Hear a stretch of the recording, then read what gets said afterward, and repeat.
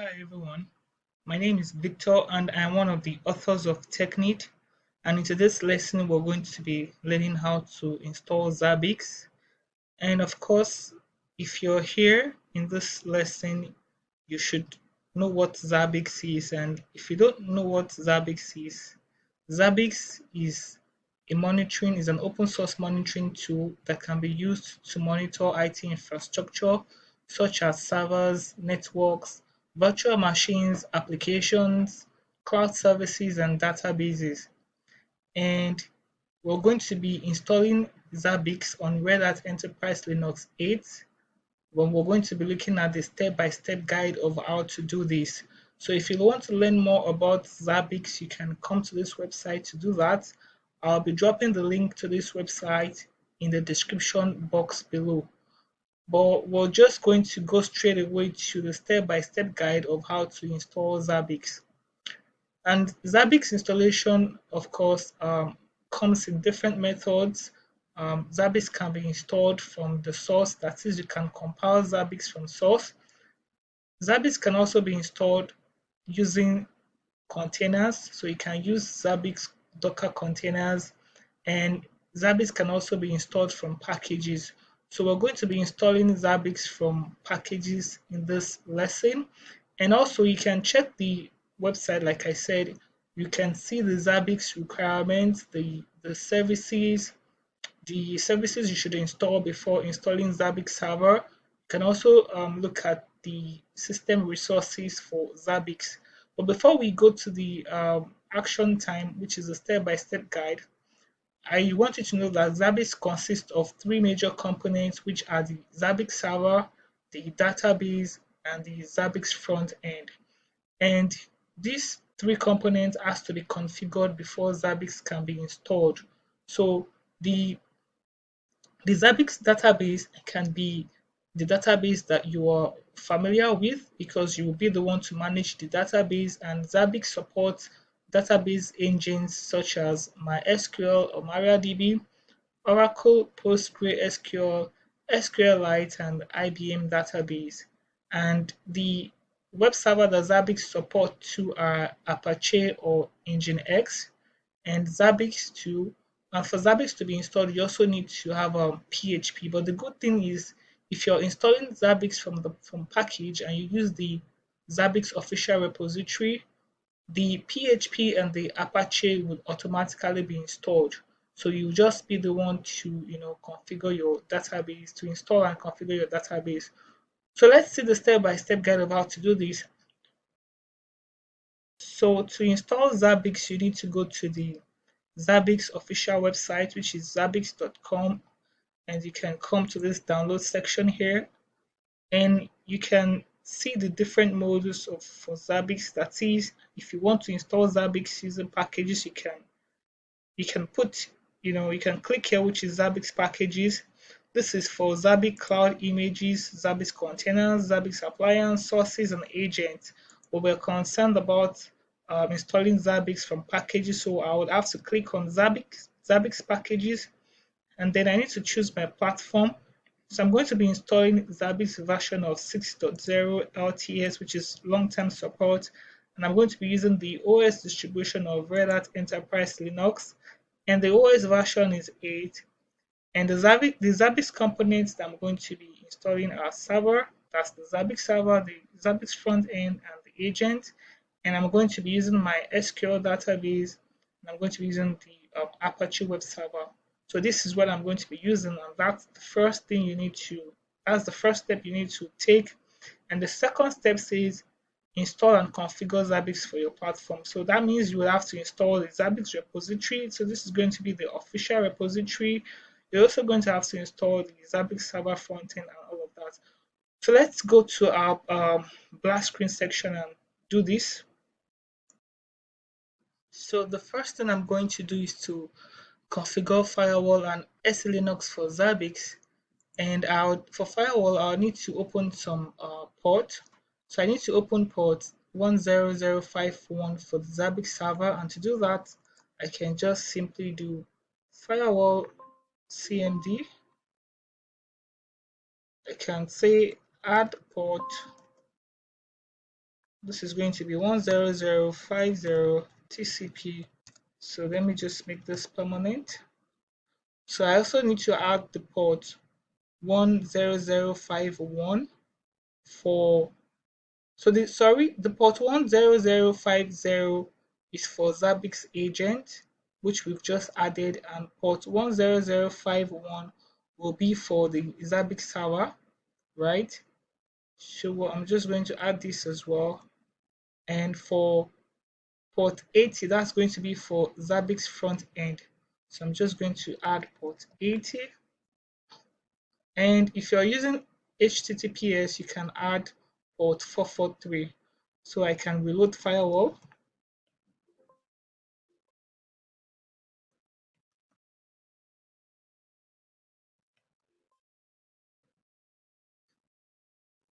So we've been able to add the firewall rules for Zabbix.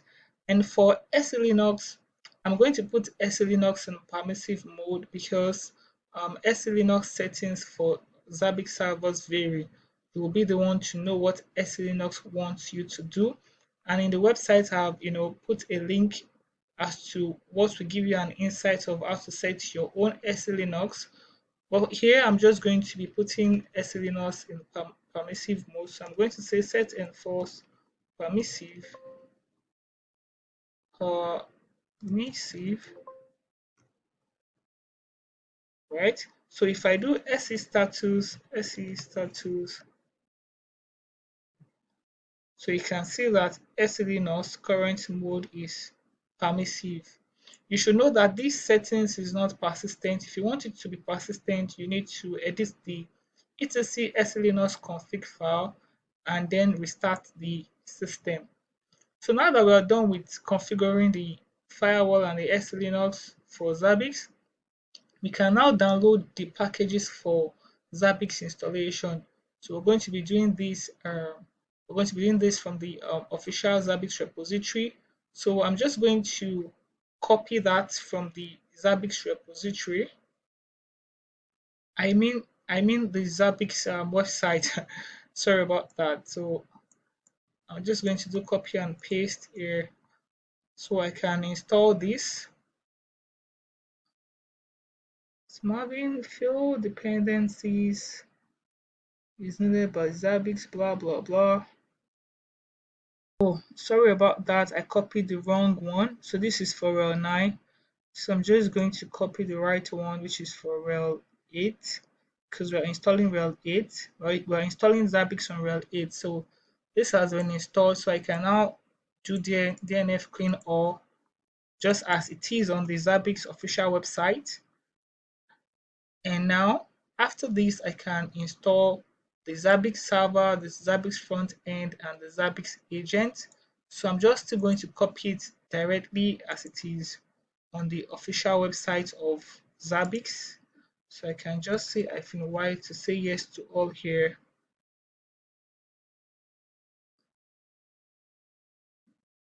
So I'm going to wait till this is been installed.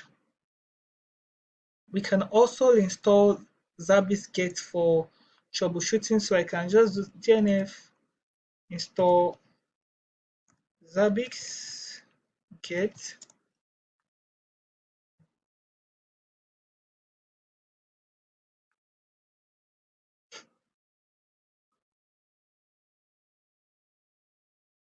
So our next step is to install and configure database for Zabbix. And in this case, I'm going to be using the MariaDB database engine, which is a fork of my SQL. So it's just like I'm using my SQL. And this is very important, please. You should check with Zabbix what the version of your database engine should be, because your Zabbix server might not start if you're using the wrong version of the database engine. I ran into the same issue. Like I was having an error saying that PID blah blah blah, and that's because I was not using the right version of the database engine. Trust me, I did all sorts of troubleshooting, I did a lot of configuration editings, and I was just so lucky to see what the error was, because even When I ran the command journalctl-xe and checked my log files, I couldn't even see anything related to the fact that I was using the wrong database engine version. It was when I logged into the GUI, like I said, I did a lot of tweaking. That was when I got to know. So you should please verify this. And for Zabbix 6, your MariaDB version should be 10.0, then 10.5 and above. So I'm going to be installing the MariaDB version of 10.8. And to do that, I'm going to add the version repository, that's the MariaDB version 10.8 repository. So I'm just going to copy this command from the website, like I said, that's from the Technit website. And like I said, I'll be dropping the link to the Technit website to this particular lesson in the description box below. So I'm going to copy and paste this to. So now we're going to wait for this command to be executed.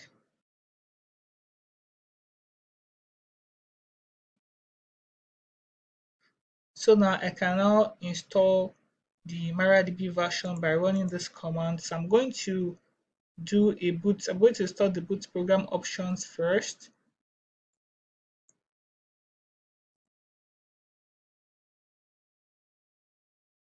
So I'm going to reset the MariaDB module. So this command will do that. After which I'm going to install the MariaDB server, and I can also install the MariaDB client if I wish, and the MariaDB backup. But if you only want to install the MariaDB server, which is this, you can do that. So we're going to wait for MariaDB server to be installed. So we can see that we have our MariaDB 10.8 version. So we can now start and enable MariaDB. So I can say systemctl enable MariaDB.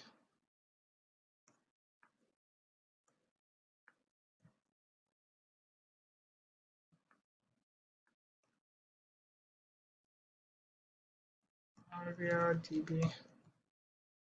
So you can now see that this has been enabled. And if I also want to confirm the version again, I can just do rpm-q MariaDB. MariaDB.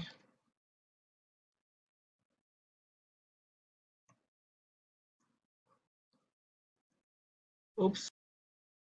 MariaDB server.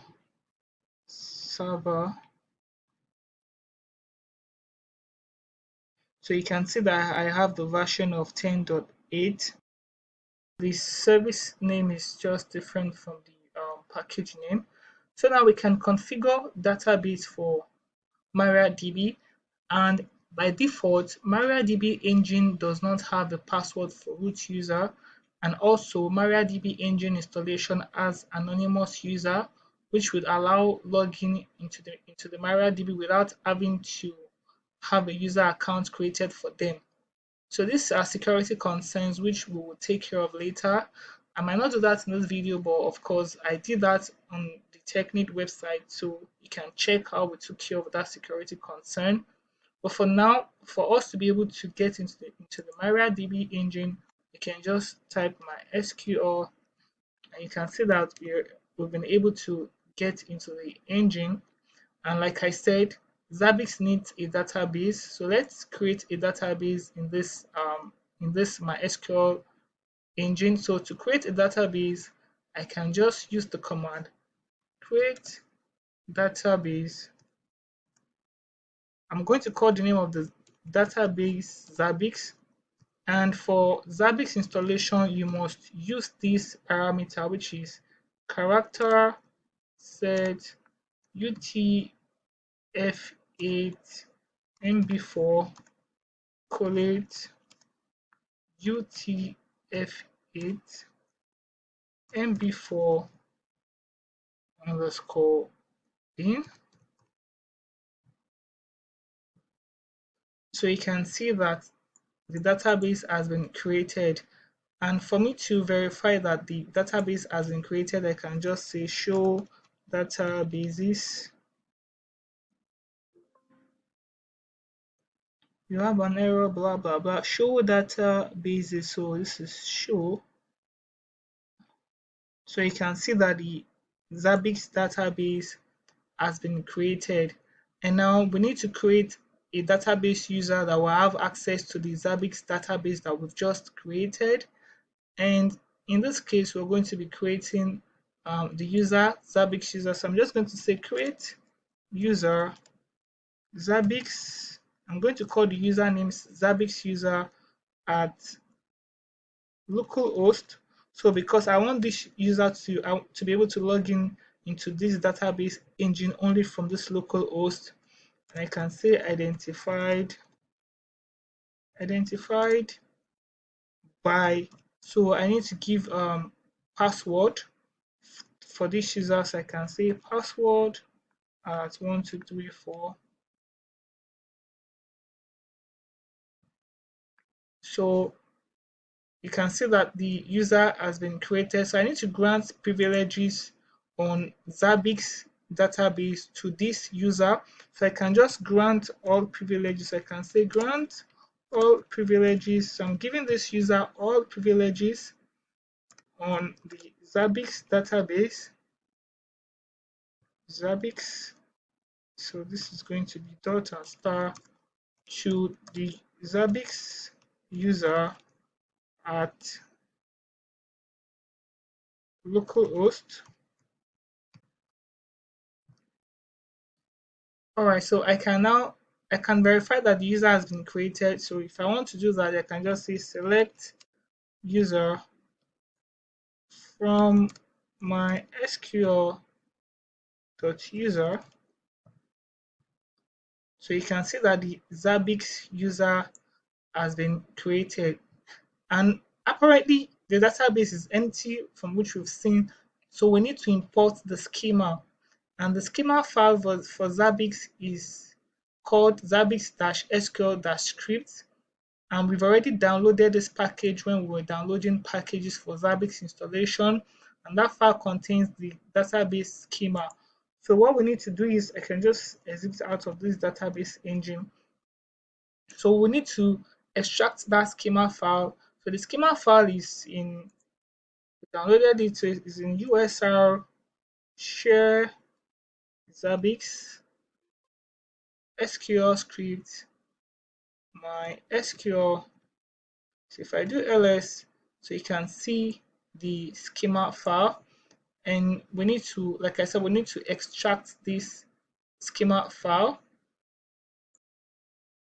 to the database engine. And to do that, we can use the command, we can extract, so we can say zcat to extract, right? It's in USR. I just want to copy the full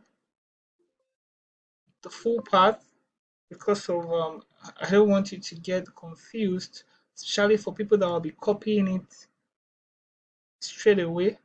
So I'm going to pipe this. So I'm saying you should extract this to my SQL default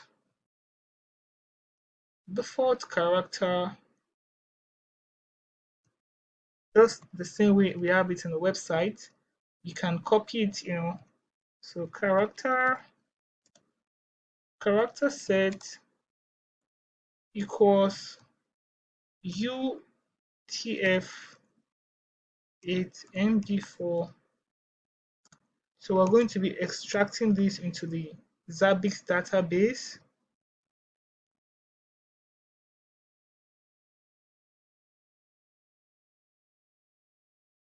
It's going to take a while. So you can see that I did not specify any username or password here, and that's because we wrote on the fact that the root user does not have a password yet, which is okay to run this command. But if you have set the password for the root user or for any Zabbix user, of course, you can specify that too, just like we had that alternative on the website. So if I wish, I can verify that the files and the schema that the schema has been imported to the database. So to do that, I can log into my SQL database engine again. So I can type the command use database Zabbix. That's to use the Zabbix database. So I can just say use Zabbix instead. So you can see that the database has been changed to Zabbix, and I can use the command show tables. So you can see that I have 173 rows. So that is okay for the Zabbix database configuration. And the next thing we need to do is to configure Zabbix server. So I can just exit out of here. We need to edit the Zabbix server configuration file.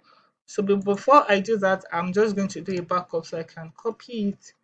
So it is in etc Zabbix server.conf. So I'm just going to copy this as Zabbix server.conf. Just going to say backup. So now I can edit this Zabbix configuration file, the Zabbix server configuration file, and here I'm going to look for the database name. So I'm just going to edit three parameters. So I can just say DB name.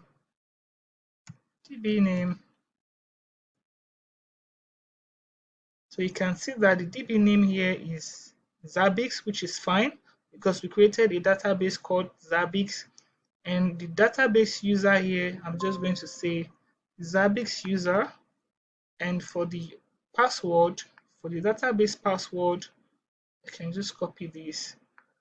And I can specify the password here, which is password at 1234.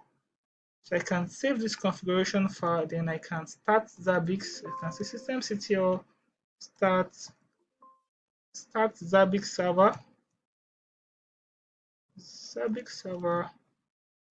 So I have an error here. Let's see what's happening.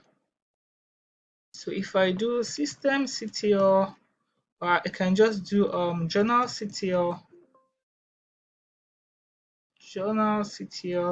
-exe. So Zabbix server blah blah blah symbol. So what I need to do is to install a package, the SNMP package.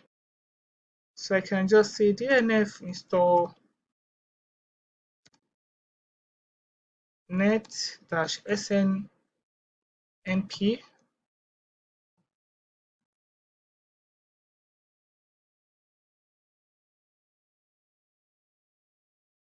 So I can restart Zabbix again.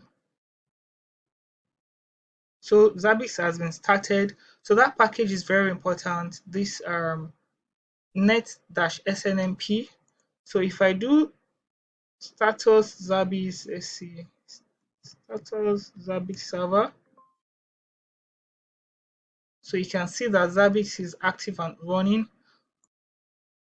We can now restart and enable the Apache, PHP, and the Zabbix agent service. So I can just say systemctl enable -- now Zabbix agent, the HTTPD service, HTTPD, and the PHP FPM service.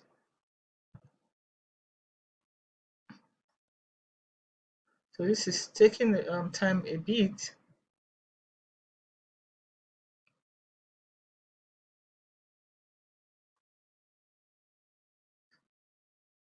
All right, so we're good to go. I can also check the logs to see that the Zabbix server has been started.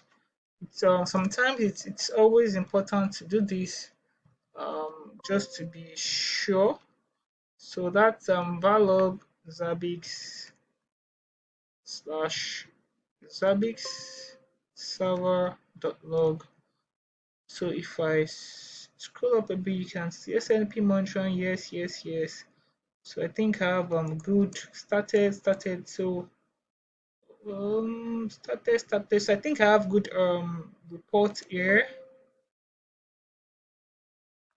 So now that we've been able to do this, to do this, we can now configure the Zabbix front end, and to do that, we would need to go to the web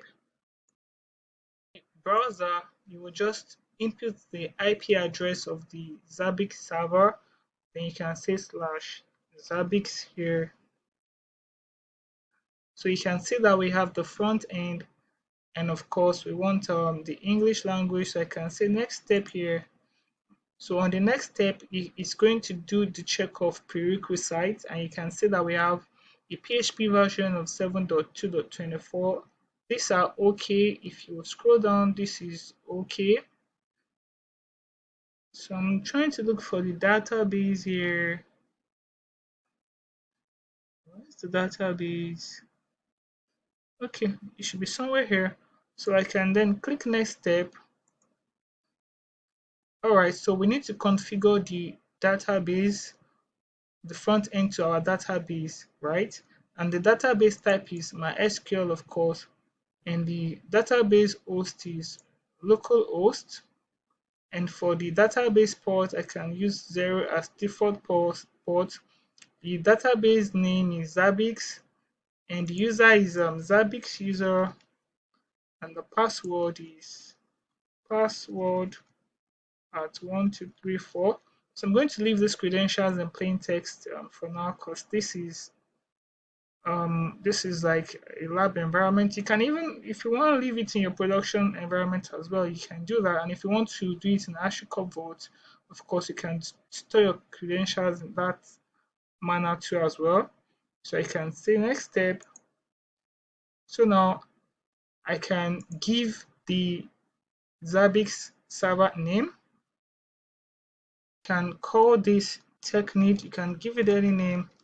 So the name is just to show, when you have to show at the top when you have the GUI being installed. So the default time zone, I can say I'm in Lagos. I'm in Lagos at the moment, so I can just look for Africa Lagos.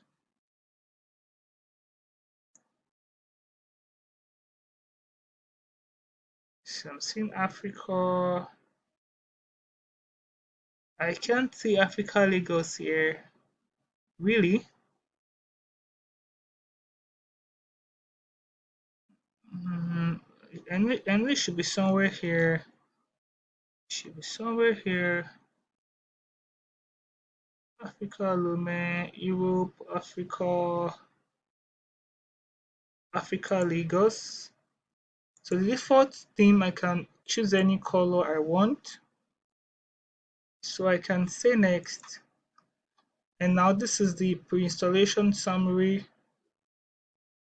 I can say next step again.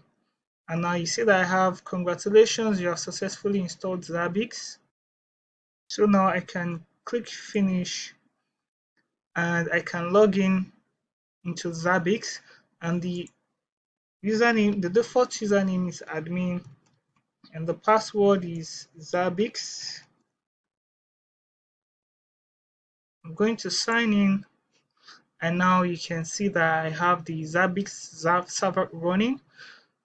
So if you come to host here, of course, Zabbix server is running, yes, localhost 10051. Number of hosts is 1, available 1. So if I come to host, you can see that I have Zabbix server running here. This is green, this is enabled, and it would monitor this Zabbix server itself, because we actually installed the Zabbix agent on the server, if you remember correctly, when we said DNF install Zabbix agent alongside with those packages. And we also started and enabled the Zabbix agent. So definitely, and of course, Zabbix would monitor this Zabbix server itself, and which is very okay. We need to know, we need to even monitor our Zabbix server. So this is fine, this is good. And if you come to administration here, if you come to users, you can create more Zabbix users here. If I come to admin here, so this is the admin user. So this is the default username, which is admin. If you wish, you can change this, and you can also change your password, which you should even do, right? And in the next lesson, I'm going to show you how to add servers, virtual machines, applications. We keep doing that in the next series. We keep adding applications, databases, servers, network devices so that we can see how Zabbix would monitor all these endpoints. So thank you for watching, and please don't forget to subscribe to this channel, like, share, comment. When you do this, you would encourage us to do more, and bye for now.